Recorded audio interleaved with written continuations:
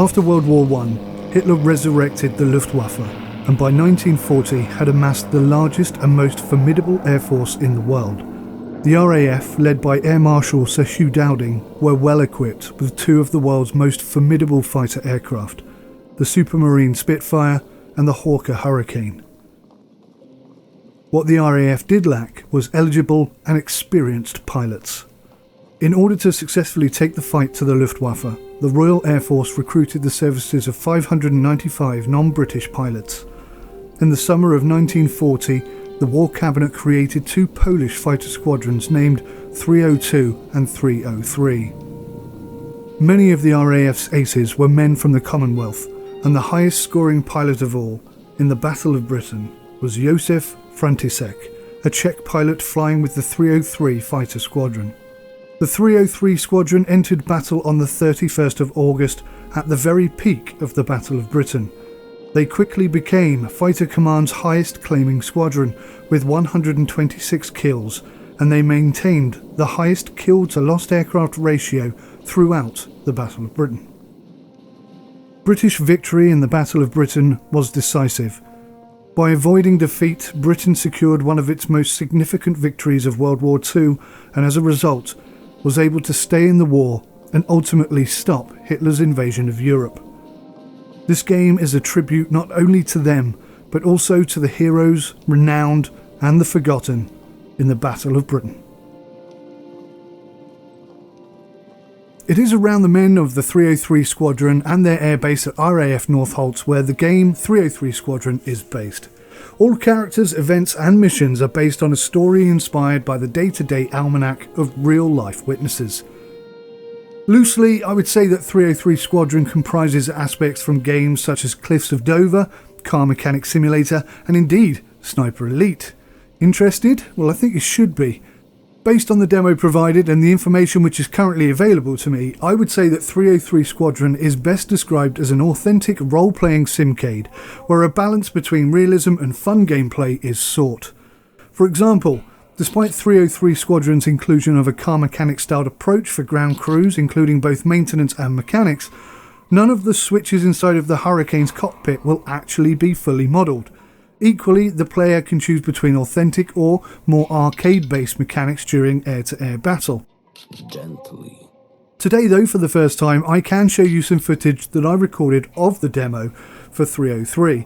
This demo was provided to me by the developers Atomic Jelly, and I appreciate that. Thank you very much, guys. I will also discuss my impressions of the game based on this demo and highlight the progression and the ultimate end goals for the game as outlined by Atomic Jelly. As it is a demo, there is a lot of release day content which is going to be unavailable for the purposes of this review. Most noticeably, the controller options or lack thereof, no configuration and obviously no testing as a result. Whilst this game feels okay when using a controller, it's never going to have that real level of finesse or the ability to feel at one with the aircraft in the same way that a perfectly configured HOTAS can do. Now, first thing to mention is that this game is a celebration or a tribute to all the men and women both in the air and on the ground who together saved all of Europe from Nazi domination. Although not yet fully released, a large portion of 303 Squadron's home base, RAF Northolt, is already faithfully recreated. There is evidence here that it will be big enough to justify travelling around on a bicycle, and more characters, mini-games and story mode-led experiences are still to be included at release. Even so, there are already numerous buildings and characters strewn about the base, but in the demo only the ground crew mechanic is really available. On the ground you can maintain, repair and upgrade your Hurricane as you progress through the campaign. This adds a neat and previously untouched aspect to historical wartime aviation, and I think it's a nice inclusion. With only the Hurricane included in 303 Squadron, your mechanical options and progression will be limited to just the maintenance and repair side of things. That being said, I think it will give a very deep and an enriched sense of actually living in that time and in that location. Maybe this way? Where other games tend to stop after a sortie, 303 Squadron will continue to roleplay even further and could very well add that extra layer of immersion. The Hurricane is nicely modelled. I have not experienced takeoff or landings in this demo, but the flight mechanics seem pretty reasonable to me. A little bit on the arcade side of things than I might prefer, but I am playing with an Xbox controller, and this really isn't going to feel like much else, to be perfectly honest. I will be looking forward to experiencing this in full release version. Oh dear! I do like the inclusion of the radio chatter and real-time communication between you and your AI wingmen, but again, as this is a demo, you cannot holistically expect a completed product. Squadron 303 is unique, it has wonderful expectations and is even discussing or raising the possibility of VR, although I must stress that this is the absolute final end goal and is not in any way expected at release or perhaps even to come at all. I would however like to see head tracking in the game. I'm not too sure if that's going to be implemented or not, but for flight sims this adds a critical layer of immersion that I feel is incredibly important, and I just hope that it will be available. One thing that I failed to record on camera is the X-ray skeleton kill cam. This is similar in many ways to that of the Sniper Elite series, and this is an aspect that could be pretty breathtaking to witness, and no doubt will also drum home the sacrifice that so many pilots made on both sides of the war effort.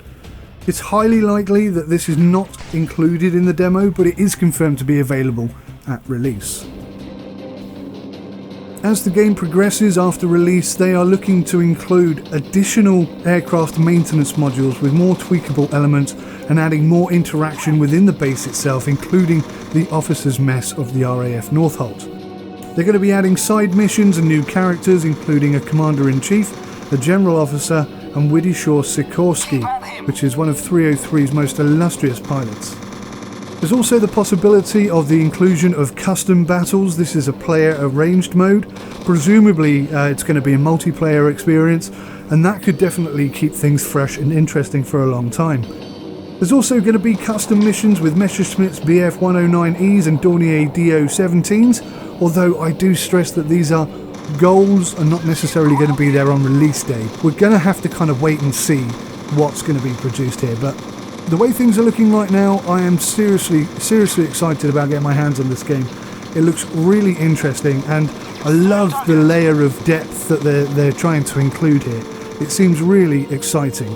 At the moment, it's destined to be on the PC. Now, there has been talk, although I have no confirmation, about Xbox One and PlayStation 4.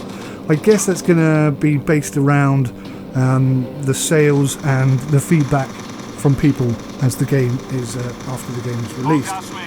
And of course, I mentioned it briefly, VR support. Now, if they include head tracking, I'm not that bothered about VR, but let's be honest, VR inclusion in a flight sim is just spectacular. So hopefully one day, maybe, there'll be a VR inclusion element to this too. But this is just a very brief demo example, just to give you a taste of what the game can offer, and allow me to share some of my thoughts and feedback with you.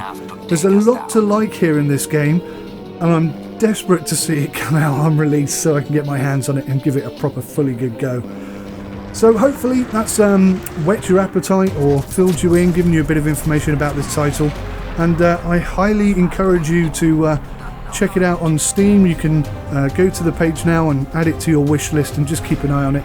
And of course here on Sim UK, as soon as we get any access to the game or any information on the game, I'll be passing that over to you so you guys can stay up to date. That's it from me. Thanks for watching. Take care of yourselves until next time. Goodbye. The great air battle, which has been in progress over this island for the last few weeks, has recently attained a high intensity. It is too soon to attempt to assign limits either to its scale or to its duration. We must certainly expect that greater efforts will be made by the enemy than any he has put forth. Hostile airfields are still being developed in France and the Low Countries, and the movement of squadrons and material for attacking us is still proceeding. Never in the field of human conflict was so much owed by so many to so few.